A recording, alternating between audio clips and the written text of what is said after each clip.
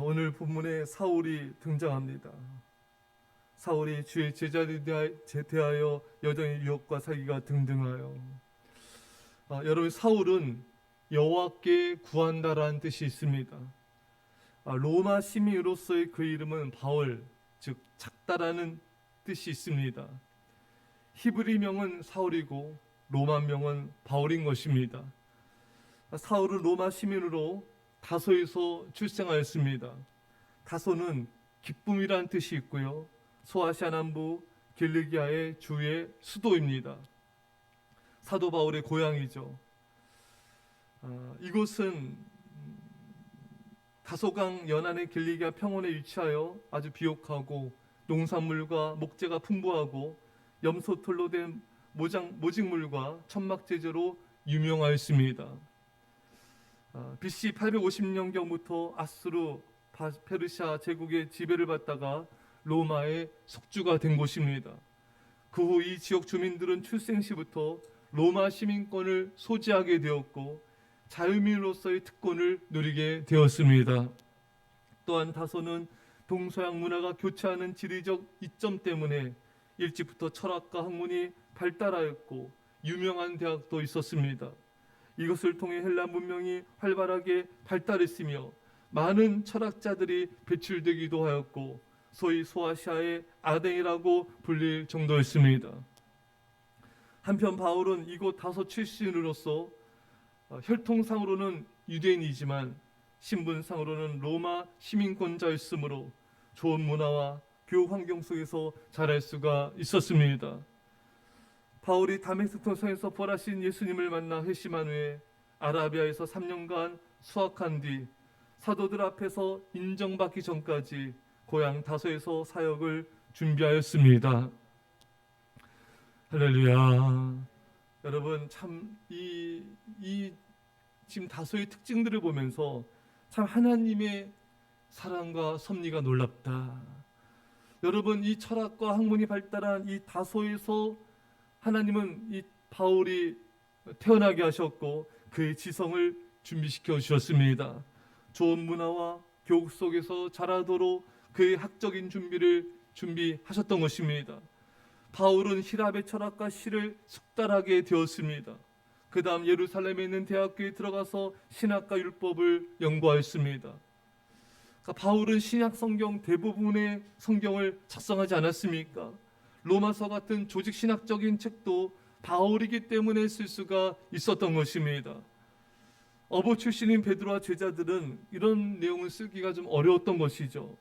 그러니까 하나님께서 참 이 바울이 이런 학문을 배우게 하시고 이런 논리적 사고와 지성과 이 모든 것을 준비하신 이유가 다 있었던 것입니다.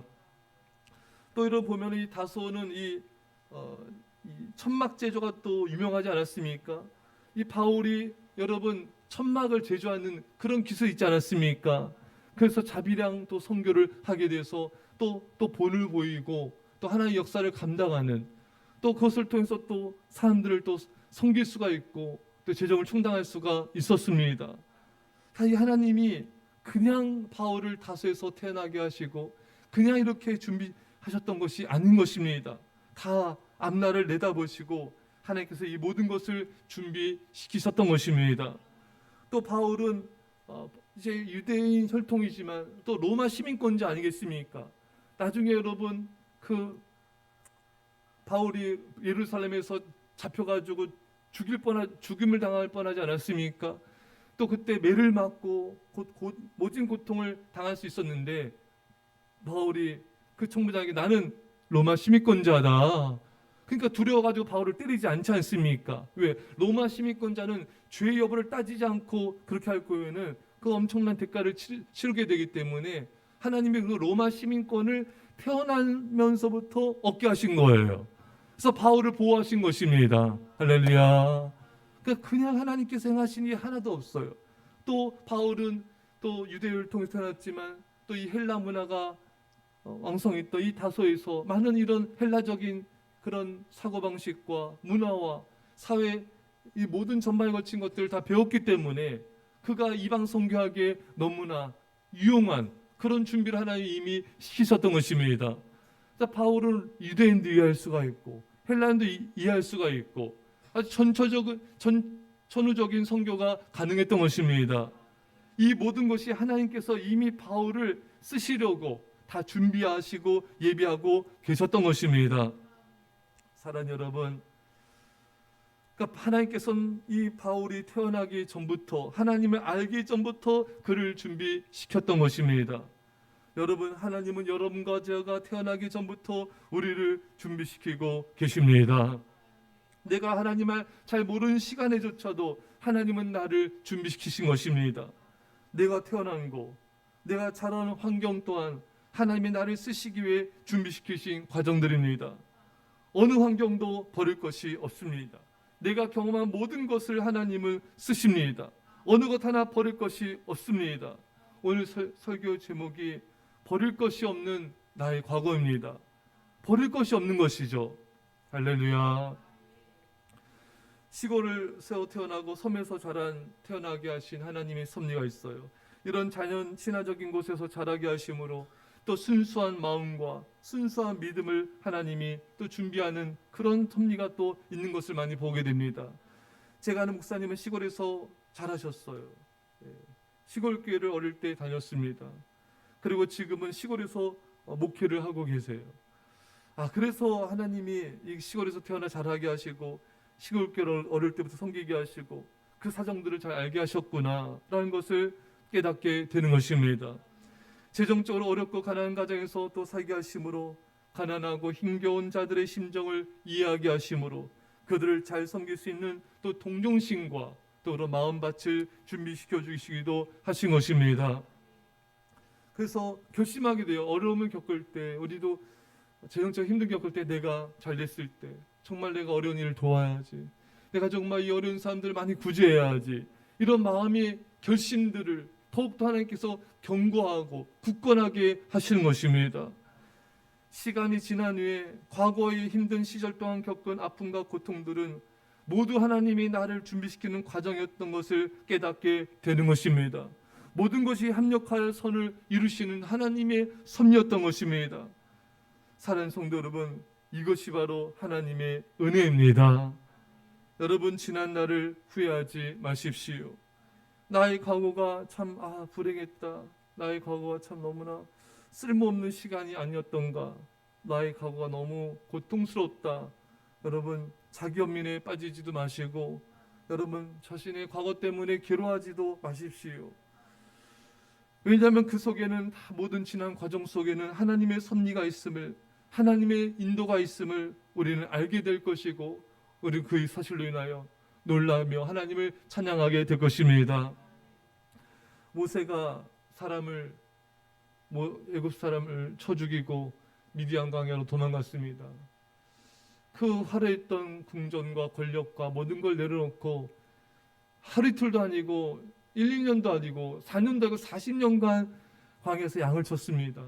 어찌 보면 인간적으로는 패배감도 느낄 수 있고, 내가 여기서 뭐하나, 내가 이렇게 정말 이렇게 멋진 그런 얼마든지 그렇게 삶을 살 수가 있는데, 멋있게 정말 화려하게 또 많은 일을 하며 살 수 있는데 이 양을 치면서 처가살이하는 나의 신세가 이게 뭔가, 자신을 한탄할 수가 있을 수도 있었을 것입니다.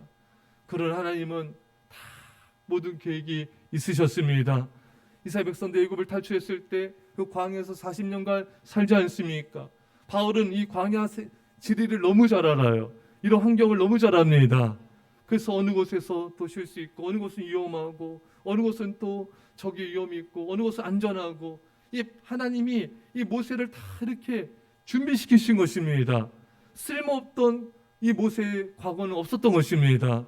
또 모세가 그 광야에서 가장 그가 또 부족했던 그 성품, 그 혈기 많고 정말 사람을 때려 죽일 정도로 급한 그 성격이 다 바뀌어지고 온유해지고 겸손해지고 사람들 품을 수 있는 넓은 마음으로 하나님이 준비시키셨던 것입니다. 그래서 200만 명이 넘는 백성들을 품게 하신 것이죠. 쓸모없는 모세의 과거는 하나도 없었습니다. 여러분과 저의 과거도 마찬가지인 것입니다. 억울하고 분한 그런 과거가 있습니까? 여러분, 하나님이 그것 또한 다 우리 준비시키셔서 당신의 역사에 이르게 하나님의 과정인 것입니다. 요셉을 보십시오. 형들에서 애굽에 정말 팔려가고 구덩이에 빠지고 얼마나 이게 정말 비참하고 얼마나 상처가 되고 얼마나 괴로운 일을 경험했습니까? 또 가서도 충성했는데 누명을 성폭행 미수범으로 누명을 쓰고 감옥에서 또 얼마나 또 고통스러운 삶을 또 지냈습니까? 거기가 또 애굽의 정치 수용범 아니겠습니까? 근데 여러분 여기는 다 섭리가 있었던 것이 그 애굽의 정치 수용범에서 술과 한자 떡과 한자 이 정치범들을 만나면서 애굽의 그런 정치, 경제, 문화, 사회 이 모든 것을 잘 알게 돼서 감옥에서 나가자마자 애굽의 총리로서의 사연명을 감당할 수가 있었던 것입니다.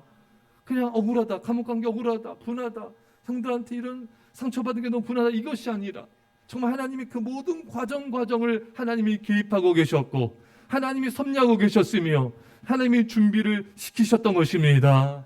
할렐루야.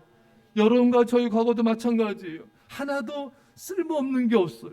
다 하나님의 섭리가 있고 하나님의 계획하심이 있었던 것입니다.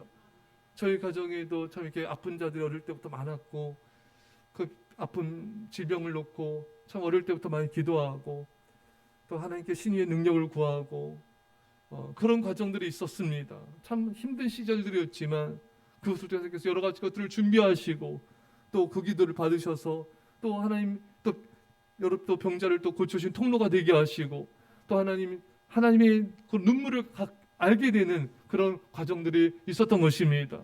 사랑하는 성도 여러분, 여러분들에게 어떤 억울함과 상처와 또 힘든 과정이 있었습니까? 하나님의 놀라운 섭리가 있고 우리가 알지 못한 하나님의 놀라운 사랑이 그 안에 있습니다. 여러분과 제가 지나간 과거를 후회하거나 괴로워하지 마시고 나의 과거는 하나도 쓸모없는 것이 없다. 하나님의 놀라운 섭리와 축복이 있다. 감사로 받으시고 하나님의 귀하게 쓰임받는 인생 되시기를 간절히 축원합니다. 기도하겠습니다. 사랑의 아버지 하나님, 우리는 알지 못했지만 우리는 깨닫지 못했지만 하나님 우리의 모든 지난 날의 과거 속에 섭리하시고 간섭하셨습니다. 하나님의 모든 놀라운 계획 가운데 우리를 인도하셨고 합력하여 선을 이루셨습니다. 아버지 이제 모든 걸 감사로 받게 하여 주시고 하나님을 찬양하게 하여 주시며 하나님 놀라운 사랑과 은혜에 아버지 감격하며 남은 삶 귀하게 쓰임받는 아버지 인생 되게 하여 주옵소서. 감사드리며 예수님의 이름으로 기도하옵나이다. 아멘. 우리 시작 말씀